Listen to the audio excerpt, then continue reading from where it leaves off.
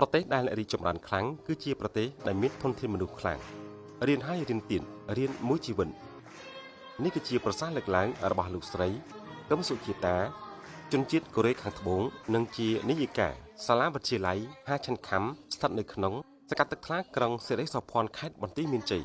នៅក្នុងពិធីបញ្ចប់ការសិក្សារបស់សិស្សានុសិស្សថ្នាក់ទី12ចំនួនទី1ដែលពិធីនេះប្រព្រឹត្តទៅក្រោមអធិបតីភាពលោកលីសវណ្ណរិទ្ធអភិបាលរងខេត្តតំណាងឯកឧត្តមអ៊ុំរាត្រីអភិបាលខេត្តនិងលោកគឹមយ៉ុងអុកប្រធានអង្គការហាឆាន់ខាំរបស់ប្រទេសកូរ៉េខាងត្បូងប្រចាំនៅកម្ពុជា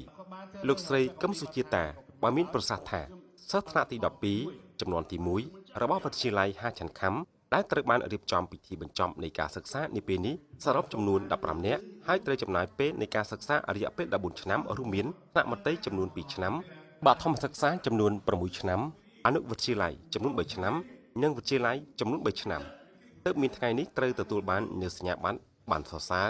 និងធ្វើការសិក្សាបន្តនៅថ្នាក់ឧត្តមនិងជំនាញផ្សេងៗបន្តទៀត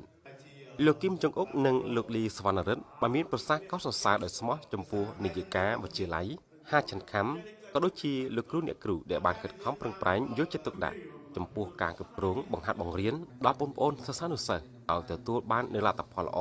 រៀនពូកែមានវិន័យសិលធម៌ល្អព្រោះថាការសិក្សារៀនសូត្រគឺមានរយៈពេលច្រើនឆ្នាំដែលបងប្អូនបានសិក្សារៀនសូត្រគឺអាណាព្យាបាលបានខិតខំប្រឹងប្រែងរកស៊ីពុំគិតពីការនឿយហត់និងបានចំណាយទ្រព្យធនជាច្រើនដើម្បីឲ្យកូនបានសិក្សារៀនសូត្រព្រោះថាចំណេះដឹងគឺជាទ្រព្យសម្បត្តិដ៏មានតម្លៃសម្រាប់ផ្ទាល់ខ្លួនគ្រួសារក៏ដូចជាសង្គមជាតិទាំងមូល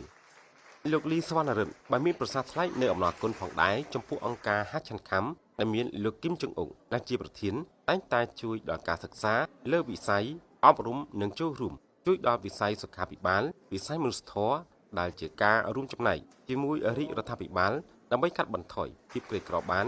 មួយផ្នែកផងដែរចុងក្រោយគណៈអធិបតីបានប្រគល់នៅវិញ្ញាបនបត្របានសរសើរកាដូអនុស្សាវរីយ៍ដល់សិស្សានុសិស្សរួមនឹងលោកគ្រូអ្នកគ្រូ